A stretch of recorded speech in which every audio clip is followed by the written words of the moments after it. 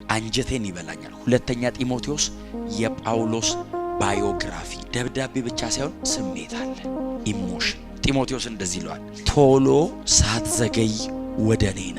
ለምን ትንሽ ከቆየ ይለዋል፣ መሄዴ ነው። ድጋሚ አንተያይ ሳልሄድ ባገኘህ ደስ ይለኛል አለውና ግብዝነት የሌለውን እምነትህን እንባህን ላይ ናፍቀኸኛል። እባክህ ካየሁ ረጅም ዓመታት ሆኖኛል ሳልሄድ ልይህ። ነገር ግን ብትዘገይ በእግዚአብሔር ቤት እንዴት መኖር እንደሚገባ እጽፍልሃለሁ።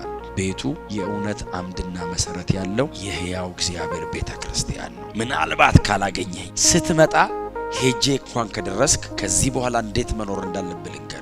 ትዕግስቴን፣ መከራዬን፣ እምነቴን፣ አካሄዴን፣ ጽናቴን ተከተለው። ከማን እንደተማርከው ታውቃለህ። እኔ ላይ አይተኸዋል። አዎ ተከተለው። እኔ ላላገኘህ እችላለሁ። ባታገኘኝ እንኳን ይሄንን እየረገጥኩት የሄድኩትን ደግመህ እርገጥ። እውነተኛ መንፈሳዊ አባት ነው። ሪል ክርስቲያን ለጌታ ነው የኖረው። አይጸጸትም። እግዚአብሔር አያፍርበትም፣ ያከብረዋል። ምናልባት አንተ ካልደረስክ በማርቆስ እጅ አርግና በርኖሱንና ጥቅልሉን አንተ ጋር በኤፌሶን የተወኩትን ጥቅልል ላክልኝ። መሄዴ ነው እኔ እና ሳልሄድ ጥቅልሉን ላከው። ለምን? እስክሞት ላንብብ። የእግዚአብሔርን ቃል ለአገልግሎት አይደለም ለመኖር ነው ማጠናው። እና አሁን መሄዴ ነው። ሳልሄድ ላክልኝ ቶሎ በል። እያጠናሁት ልቆይ። ልሞት እኮ ነው። ላንብብ እስክሞት። እስር ቤቱ በጣም ቀዝቅዞኛል። በጣም መከራ እየተቀበልኩ ነው። ልብስ የለኝም። በርኖስ ላክልኝ። በጣም በርዶኛል። እሱን ለብሳለሁ። ጥቅልሏን አጠናለሁ። የፍርዱ ቀን ሲመጣ ጥቅልሉን ትቼልህ እሄዳለሁ። ሪል ነው አይደል? መሬት የያዘ ክርስትና ነው። የእግዚአብሔር ቃል ለጳውሎስ መጠርመሻ አይደለም፣ መኖሪያ ነው። ከዚህ ሰው ህይወት ይሄንን ነው የምንማረው።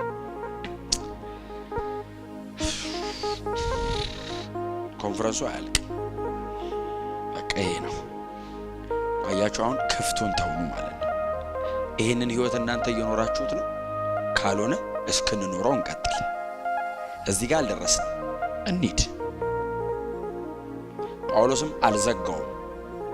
እንደኔ ተስፋ ለሚያደርጉት ነው አለ።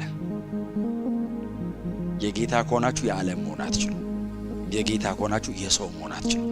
የጌታ ከሆናችሁ የእናንተ ኢቭን መሆን አትችሉም። የጌታ ከሆናችሁ የጌታ ብቻ ነው። እሱ ደግሞ ቀናተኛ ነው።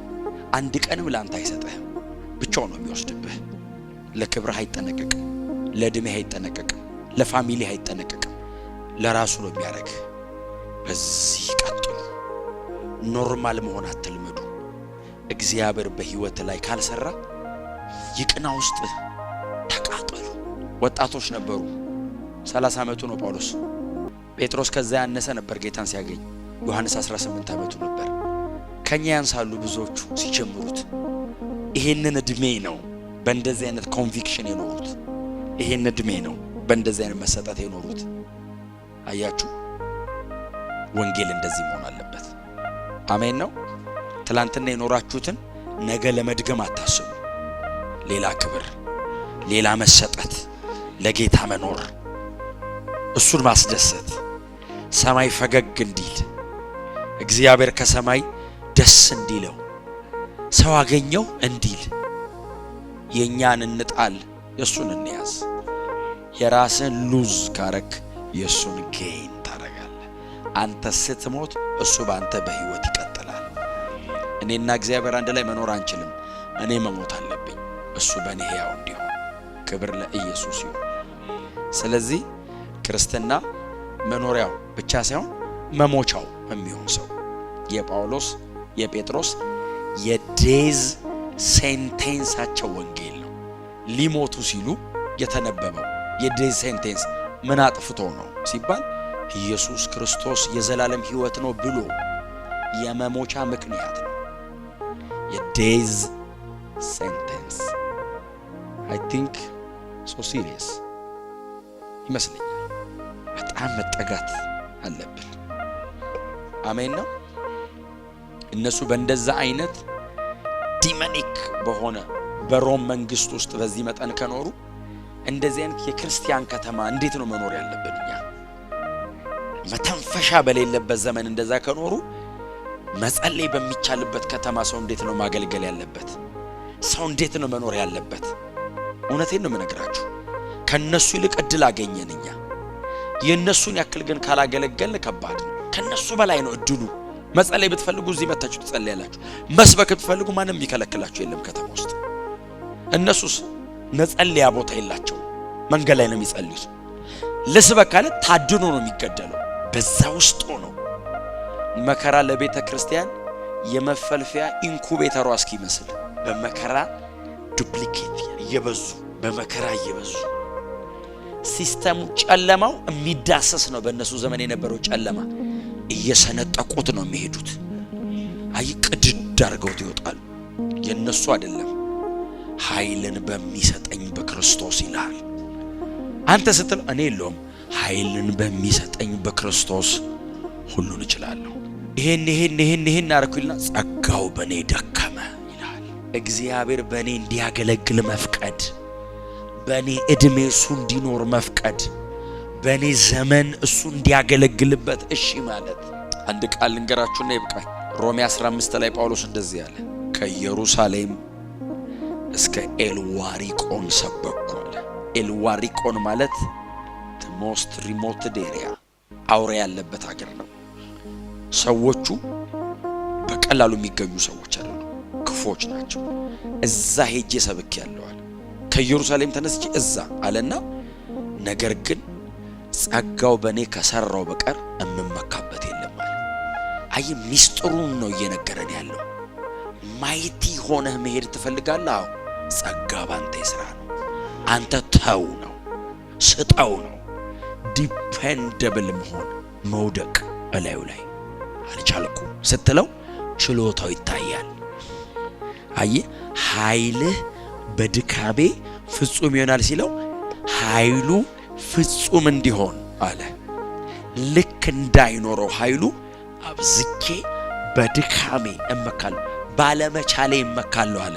ሰው እኮ የቻለው ነው ለማሳየት የሚሞክረው አለኝ ይላል። ጳውሎስስ ባለመቻሉ ይኩራራል። ለምን መሰለ? ኃይልን ወደ ፍጽምና ለማምጣት ኃይሉ እንዲገለጥ አይደለም፣ ወደ ፐርፌክሽን እንዲመጣ። የእግዚአብሔር መልአክ ትዝ ይላችኋል። የእግዚአብሔር መልአክ ሌሊት 14 ቀን ያህል አልበላንም ይላል አይደል? ምዕራፍ 27 ላይ ሉቃስም ነበር። 14 ቀን ያህል አልበላንም፣ ቀንና ሌሊቱን መለየት አልቻልንም ይላል። ስሙኝ፣ ቃል በቃል እንደዚህ ይላል። ለመኖር የነበረን ተስፋ ተሟጠጥ፣ በቃ እንደምን ሞት ገባ። ከዛስ ወዲያው ከ3 ቁጥር በኋላ የእርሱ የምሆንና ሁልጊዜ የማመልከው አምላኬ መልአኩን ላከ። ጳውሎስ ሆይ አትፍ አለውና ምንድነው ያለው? ገና በቄሳር ፊት ሰውየው ምንድነው ያለው? በሰንሰለቴ ለቄሳር ሰብካለሁ። መልአኩ ምንድነው ያለው? በቄሳር ፊት ትቆማለህ። እማድንህ አለው ስለማትሞት አይደለም፣ ሚሽን አለ አለው። ሚሽኑ ስትጨርስ ትሞታለህ እና አንተ ቄሳር ጋር ሄደህ ሳትሰብክ አንተም አትሞትም፣ ቄሳርም አይሞትም፣ ትገናኛላችሁ። ቄሳርን ለመግደል ፕሮግራም ቢደረግ ራሱ አይሞትም፣ ወንጌል ሰምቶ ነው የሚሞተው። ከዛ ልክ እንደዚህ ሲል በንፋሱ ተገፍተን ወደ ዳር ወጣን ይላል። ሊገላቸው የመጣው ንፋስ ገፍቶ ወጣቸው። እማትሞቱ ከሆነ ምን አላፋኝ? ሊገላቸው ነው የመጣው። ለመኖር የነበረን ተስፋ ተሟጠጠ። ጳውሎስ ልክ መልአኩ ሲነግረው ሞቱን ልቀቀኛ ተምታለ ማታ ልክ ቄሳር ይተበሉት አለው። ጌታ አንተን ብቻ አይደለም ያለው፣ አብረው ያሉትንም በሙሉ አሳልፌ ሰጥቻለሁ አለው። አንድ ነፍስ አይጠፋም ሲል አይዟችሁ አትፍሩ አላቸው። ጳውሎስ እኮ ወንጌል ሰብኮ ነው። ሌላውስ ወንበዴ ምናምን እኮ ነው፣ እስረኛ ነው። እንደማንዳችሁ ማሞተው እንዴ ወጡ ይላል። ሲወጡስ የመላጥያ ደሴት ሰዎች አረማውያን ናቸው። ቸርነት አረጉልን። ትንሽ የሞቀች እሳት አመጡላቸውና ፍም ነገር አድርገው ሲያረጉላቸው ጳውሎስ ሲያየው ፍሟ ተበቃ መስበክ አልተመቸው። እየተንቀጠቀጠ ነው ሰው በርዶ። ቆይ እሳቷን ላቀጣጥላትና ሰብካለሁ ብሎ ማገዶ ፈልጎ ይዞ መጣ። በጣም እሳት እኮ ነው ሰውየው ራሱ። ማገዶ ይዞ መጣና ጨመረ እያለ ጨመረ። በደንብ እሳቱ ከፍ ሲል እየሰበከ ያለ ይገርማል። ጌታ ኢየሱስ ክርስቶስ ከገሊላ ወደ ቅፍርናሆም ሲሄድ መስቀል ተሸክሞ ሲንከራተት ሲል እፉኝቱ ወጣ ጥብቅ አለችበት። ራገፍ አርጓት መስቀል ላይ ሞተ። እባቧን አራገፈ የሚል ቃል አንበሽ። እባብ እፉኝት ክንድ ነው የሚያክለው። ከነደፈ ማክሲመም 5 ደቂቃ ነው የምትቆየው። ከዛስ አባብጦ ነው የሚሞተው። አይተዋታል። እባቧን አርጎ ወደ እሳት ነው የጣላት። እዚህ ጋር ሰሩልኝ፣ ደሙን አፍስሱልኝ አላለም። ጉዳዩ አይደለም እናቴ። ከአውራቂስ ይሄ ሰውዬ ከባህር ቢተርፍም እግዚአብሔር የተቆጣው ነው። አየ እባብ ነደፉ ይላሉ። በሱ ተርፈው መልሰው ሰው እኮ ከባድ ጌታን ነው አምነ መሄድ ያለብህ። ስጋ ለባሽ በፍጹም ሰው ለሰው አይሆንም። በሱ ተርፈው አይዟችሁ አትፍሩ ብሎ አድርሷቸው ያላ ሌባ ጻድቁን እኮ ነው የሚከሰው። ሌባ እኮ ነው ቁጭ ያለው ሰውዬ፣ ወንበዴ እስረኛ እኮ ነው። ጻድቁን እኮ ነው እሱ እኮ በንጽህና ወንጌል ሰብኮ እኮ ይሞታል ብለው ሲጠብቁት የሚል ቃል አለ። ካሁን ወድቆ ይሞታል ሲሉ እንኳን ሊሞት ሰውየው የደሴቲቱ አለቃ ፑፑሊዩስ ይባላል። አባቱ ታሞ ነበር ሆዳቸው። ያው ሉቃስ ሐኪም ስለሆነ በሽታውን ጽፎታል። ቁርጠት አይነት ነገር ነው። ታሞ ሲሰቃዩ ይላል እጁን ጭኖ ፈወሳቸው። እንኳን ሊሞት የታመመ ፈወሰ። ሰዎቹም ይላል ይህ ሰው ሳይሆን አምላክ ነው ብለው ሐሳብ ለወጡ። አምላክ አይደለም ቄሳር ፊት ሳይቆም አይሞትም። መንፈስ ቅዱስ ምን አደረገ መሰላችሁ? እባባው ስንነድፈው አሁን መንፈስ ቅዱስ እባብ አለ እባብ ተጠንቀቅ አድርግ ማለት ያቅቷል እንዴ? አያቅቷል። እንዳይነደፍ ከሚያደርገው ተነድፎ እንዳይሞት ቢያደርገው የተሻለ ክብር ያገኛል። ምክንያቱም እንዳይነደፍ ያየም ሊያደርግ ይችላል። ኧረ እባብ አለ እንዳትነደፍ ይላል። ከተነደፍክ ግን ማንም አያድንም ከፉኝት። ከዛ መንፈስ ቅዱስ ምን አደረገ? መርዟ ገብቷል ደም ውስጥ። መንፈስ ቅዱስ ምን አደረገ? ደም ወደ ሂሞግሎቢንነት ቀይሮት ሰርኩሌሽን ውስጥ ቀላቀለው። መርዟል እየገረፉት ያፈሰሱትን ደም በመርዝ ተካው ማለት ብዙ ስለተገረፈ ደም ፈሱታል። አኔሚክ ይሆናል እንዳያዞረው ብሎ በመርዝ ሰውየው ወደ ሮም ከተማ ገባ። የሮሜ ደብዳቤ የጻፈላት ቸርች በአካል አያውቃት። አቂላና ጵርስቅላ ናቸው የተከሏት ቸርቿን። ለመጀመሪያ ጊዜ የተዋወቁት ታስሮ ካሽ ያረግ ሲመጣ አቂላና ጵርስቅላ የሮም ቅዱሳን ጳውሎስ ይሄ ነው የጻፈላቸው ናቸው። ይሄ ነው እጁ ላይ ሰንሰለት ምን ይሰራል ነግሯቸዋል እኮ ደብዳቤው ለ8:28 ላይ እኮ እግዚአብሔርን ለሚወዱ እንደ ሐሳቡ ለተጠሩ ነገር ሁሉ ለበጎ እንዲሆንላቸው እንደሚያደርግ እናውቃለን ብሏቸዋል። እና ሰንሰለት ለበጎ እየሰራለት ነው። እንዴት? አንተ ሮም ቁጭ ብረ ቄሳርን አግኝቶ አታውቅም? እሱ መጥቶ በሰንሰለቱ ሊያገኘው። አንተ ቁጭ ብለ ቄሳርን አላገኘው፣ እሱ በሰንሰለት ከጀርባ በአናት ላይ ገብቶ ለቄሳር ሰብኮ ሊጨርስ ነው። መጣ ከሽከሽ ቦልድ ነው ጳውሎስ ባይዘው ቀና ብሎ ነው የሚሄደው። ከሽከሽ ያረገ ቅዱሳን ካገኘ በርቱ፣ ኢየሱስ ክርስቶስ ጌታ እንደሆነ በአፍ ብትመሰክር ከሙታን እንዳስነሳው በልብ ብታመን ትድናለህ ብሎ ያልፋል። ሮም አደባባይ ላይ እኮ ትድናለህ ባይዘው ከዘላለም ሞት ነው። በስጋ ትሞታለህ። ጳውሎስም ይሄን ሰብኮ ነው የሞተው። ጴጥሮስና ይሄም ሰብኮ ነው የሞተው። ስማ ኢየሱስ ክርስቶስ ጌታ እንደሆነ በአፍ ብትመሰክር ከሙታን እንዳስነሳው በልብ ትድናለህ ማለት ወደ መቃብር ነው የሚገፈተረ ጳውሎስ ቆማል። እንደዚያ ወደ መቃብር ያንደረድራል ወደ ሞት። ይሄን ቃል ባይዘው ጉባኤ ላይ ሲነበብ ብዙ ወደ ቤቱ ሄዳል። ኧረ ይሄ ነገር አያዋጣም ሊያስጨርሰን ነው። ቦልድ ነው ቀና ብሎ ነው ሄደው። ሞት አይፈራም። ከዛ ታሰረ። ቅድም እንዳልኳችሁ ነው ሰንሰለቱ ሰበከች። በኋላ ላይ ቄሳርን አገኘው። ባይዘው ቄሳር ፊት ቆመ። ኔሮ ነው ቄሳር። ኔሮ ማለት አማኞችን እንደዚህ ያቆሙ ቆዳ ከላያቸው ላይ ቆዳቸውን ይልጣል። በጣም ዘግናኝ ነው። የሮም ከተማን አቃጥሎ ክርስቲያኖች ናቸው ያቃጠሉት ብሎ ኢምፓየር ዋይድ በክፍለ ግዛቱ በሙሉ ክርስቲያን የሆነ ይገደል የሚል አዋጅ አወጣ እና ክርስቲያን የሆነ በሙሉ እየታደነ ይገደል። እሱን ሰው የፊት ለፊት አገኘ። ራእይ መጽሐፍ ላይ አውሬው ቁጥሩ 66 ነው የሚለው ባይዘው ኔሮ 666 የሚል ቁጥር ነበር የሚጠቀመው። the beast ነው የሚሉት አውሬ ነው። ፊት ለፊት ጳውሎስ ፊቱ ኢየሱስ ክርስቶስ ነው ጌታ አለው። አንተ አይደለም እርሱም ብታመን የዘላለም ሕይወት ታገኛለህ አለው። ለአውሬው ለገዢው እባብ ጭንቅላቱን ስትመታው ነው የሚወድቀው። የሮም ኢምፓየርን ራሱን ያዘው ጳውሎስ ጭንቅላቱን ያዘው። አየ ወደ ሮም ነው የሚሄደው። ሁሌ ወሬው ነው ባይዘው ወደ ሮም እየሄድኩ ነው ይላል። ሰርፐንቱ ያለው ጭንቅላቱ እዛ ነው። እቀጠቅጠዋለሁ ይላል። ሲቪላይዜሽን ሁልጊዜ ሲቲ ላይ ነው ያለው። ሲቲ ፌል ካረገ ሲቪላይዜሽን ፌል ያረጋል። ኪንግደም ፌል ያረጋል። ሲቲው ብድግ ካለ ኪንግደም ብድግ ይላል። ስለዚህ ጳውሎስ ፋይት ያደረገው ሮም ሄዶ ፊት ለፊቱ ቆመ። ይዞት ወደቀ። ሃይራርኪውን ደረመሰው። ጳውሎስ ከላይ ወንጌል ሰበከበት። ኔሮ ራሱን መቆጣጠር አልቻለም። ሞት ፈረደበት።